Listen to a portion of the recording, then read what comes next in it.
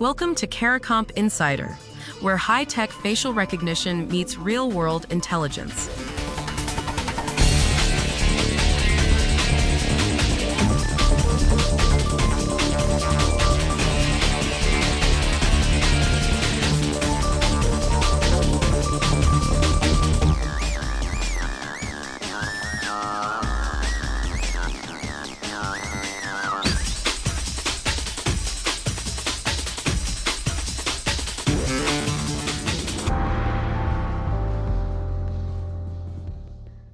In 2024, a finance worker in Hong Kong joined a video call with his chief financial officer and several colleagues he recognized.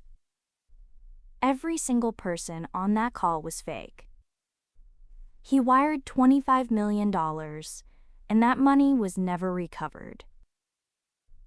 Now, the part that should stop you cold isn't the technology. It's that today's voice cloning tools need only a few seconds of someone's recorded speech to copy them convincingly. A voicemail, a social video, a podcast clip. If you've ever left a message on someone's phone, your voice is enough. And if that makes your stomach drop a little, good. That instinct is worth listening to.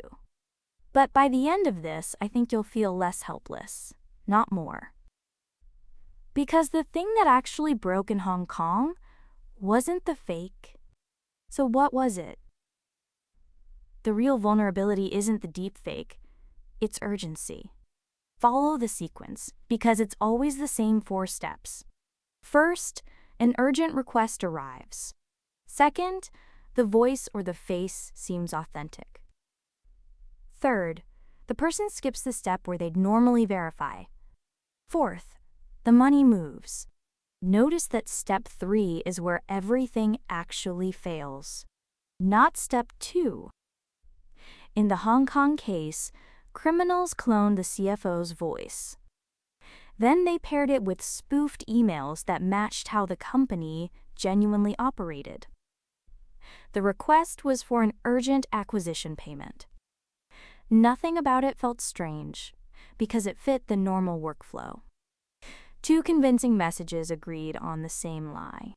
The victim wasn't careless, he was busy, and the story was consistent. Here's a detail that reframes the whole problem. Detection systems can now flag a cloned voice in under 300 milliseconds using about 4 seconds of audio. That's faster than a blink. But nobody runs a detector mid-conversation. The fake doesn't need to survive expert analysis. It only needs to hold up for 30 seconds, long enough for you to say yes. So why do smart people fall for it? Because we evolved in a world where faking a voice was expensive and rare. For all of human history, hearing your mother's voice meant your mother was there. Most people have never heard a truly convincing deepfake, so their mental picture of perfect was formed before the technology that broke it. Research on audio deepfakes has found human judgment simply isn't reliable at catching them. You're not gullible.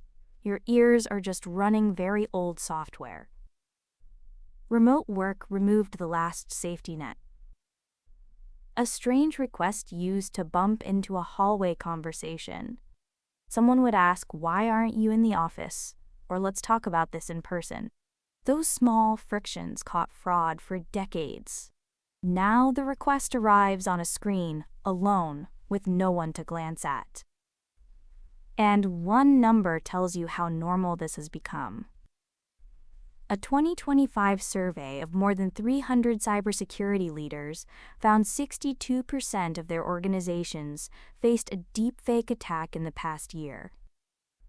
That's nearly 2 out of 3.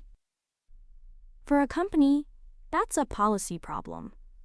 For you, it means the frantic call from a family member deserves one extra question. The defense was never better detection. Urgency doesn't just pressure you. It occupies the exact mental space where verification lives. You never ask, "Is this real?" because you're already asking, what do I do? So here's the whole thing in 3 sentences. A cloned voice only has to fool you for half a minute. Urgency is the weapon, because it deletes the moment where you check. And you don't beat it by listening harder. You beat it by hanging up and calling back on a number you already had. That Hong Kong transfer needed 1 phone call from the company directory to stop it. 60 seconds.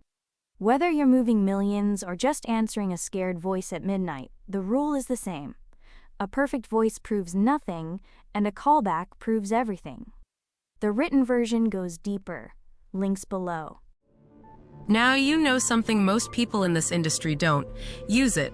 And when you're ready to put it to work, caracomp.com. We'll see you tomorrow.